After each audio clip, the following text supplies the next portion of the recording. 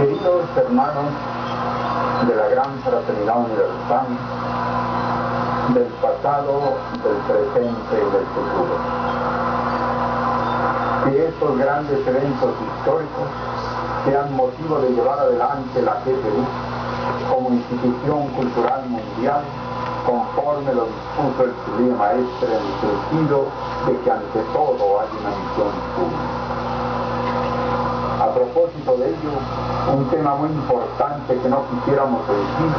lo expresaremos por ahora brevemente, es muy propio de la novela, el retiro del Maestre en Europa. Son muy diversos los ángulos luminosos de sus 9 años de retiro en Europa, del 3 de diciembre de 1953 al 27 de diciembre de 1962. Por el momento solo diremos que revela el retiro de los avatares bajo la luz de nuestra era de investigaciones verdaderas. El retiro de los avatares, como el de las manifestaciones de Dios,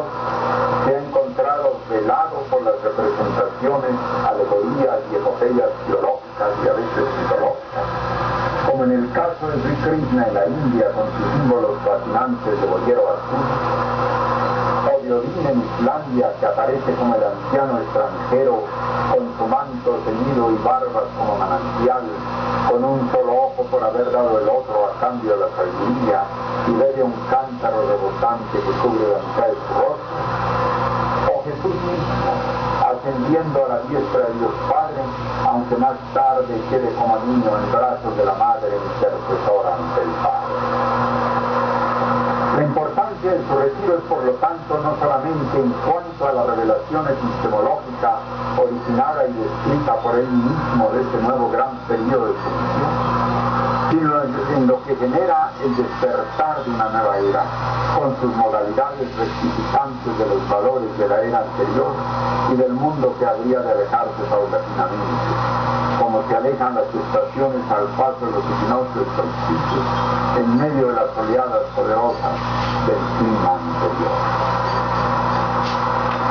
Nuevamente le correspondió al Maestre afrontar el esfuerzo de acrecentar una transformación de la conciencia de los iniciados y del mundo, para que se enfocara y evidenciara la comprensión de la nueva era, esta vez tratándose de una era, como él la llamaba, era de paz, de investigaciones verdaderas, de colectivización de la búsqueda, una era vertiginosa, una era del saber. ¿Qué mejor que asomarnos un poco a los criterios del Maestre durante el afrontamiento aciago de lo que él llamó el reajustamiento de la GPU de 1957 a 1962, en medio de otras preciosas proyecciones de su retiro? Decía categóricamente en carta circular a la hermana Cándida del Yalacio en Panamá, se abren comillas: ahora déjeme decir que no hay santos en el acuario. Hay que pensar antes que todo que la fundación del doctor de la Ferrier es una institución cultural, y cuántas veces tengo que repetirme sobre ese asunto, que no es permitido que se transforme mi obra en una especie de secta religiosa, cuando la GPU no va al encuentro en ninguna filosofía, pero no se adhiere particularmente a ninguna tampoco. Es la síntesis, o más todavía la matesis, que hay que realizar. Se cierran comillas, hasta aquí la cita del Maestro, en la referencia de sus circulares, tomo 1, página 102. En otra parte escribía, abrimos comillas: ¿por qué no hay científicos, pensadores, hombres de renombre, artistas verdaderos, en una palabra, intelectuales en nuestra institución?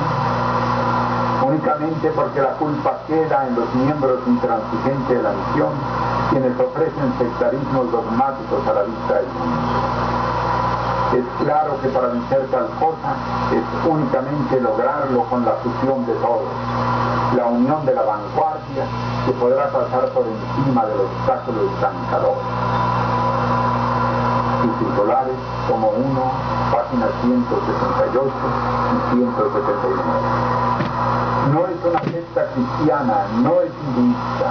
Sus titulares, tomo 2, páginas 126, 145 y 146. Vuelve proyecto del maestro. La fundación del Dr. S.R. de la Ferrier está siendo vista como una simple secta de tipo religioso y por tal motivo enemiga de la Iglesia Católica. Tengo que elevar una enérgica protesta sobre tales actos, pero tengo al mismo tiempo el sentimiento que el juicio al fin implicado proviene de la manera en que nuestros miembros se conducen. Son ellos quienes dejan pensar que somos una nueva religión, en lugar de presentar bien nuestro movimiento, tal como se encuentra definido en los estatutos del reglamento. No somos más para los católicos, no menos para los protestantes, o más para los budistas, ni menos para los judíos, ya que nuestra organización deja a cada uno su manera de pensar y actuar, preocupándonos más del sentimiento real del saber de la humanidad. Es mucho más propicia la noticia, sigue diciendo el maestro. La noticia llegada a Nicaragua, donde me avisan de un acontecimiento pocas veces concedido.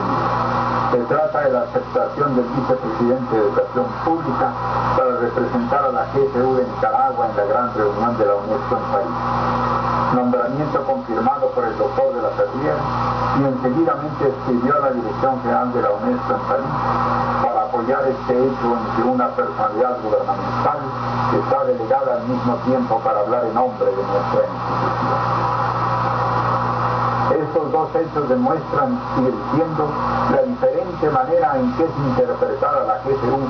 según sea considerada como un malentendido de algunos, o que se vea nuestro movimiento como es en realidad, una obra benefactora de larga trascendencia. Sus titulares, tomo 2, página 2. Sus afirmaciones, muchas veces graves, difundían que no se le hacía caso a sus instrucciones y no se ahondaba el verdadero sentido de sus obras. De ahí que la mención de los textos del maestro escritos en su retiro es un deber de rectitud primordial, no solamente porque representa la preservación de su voluntad iluminadora y expresa, sino los reajustamientos y planteamientos del mensajero de la era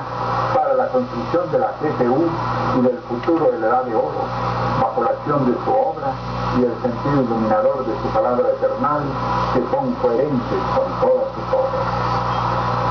Se trata de los 36 propósitos ecológicos, de sus 61 cartas circulares, de las 3.000 cartas dirigidas a la hermandad, de las escritas a sus grandes discípulos y de las 600 cartas dirigidas a este discípulo,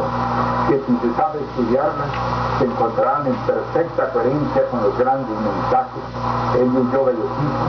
y el arte en la nueva era, como en el caso de los párrafos en que hemos hecho exégesis en esta afirmación. Ellas hablan a todo el género humano, pero es necesario actualizar su palabra ante la problemática del cambio de conciencia y características que se suscita en el siglo XX, de transición entre dos eras profesionales y sobre todo extraer de sus obras la enseñanza de la nueva era y no solamente las referencias de otras eras, sino sus observaciones a tales referencias y por lo tanto extraer, como decíamos, el pensamiento de la nueva era en la literatura del maestro. Un hecho fundamental será el acto epistemológico. Quisiera agregar con respecto a la comprensión que así como implica la percepción unida al entendimiento, implica también la documentación, el estudio, la investigación, todo ello como fuente de la comprensión. Decíamos,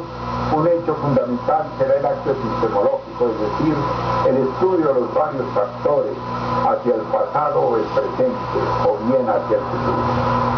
En una visión de análisis de los más importantes y significativos hechos y cumplimientos,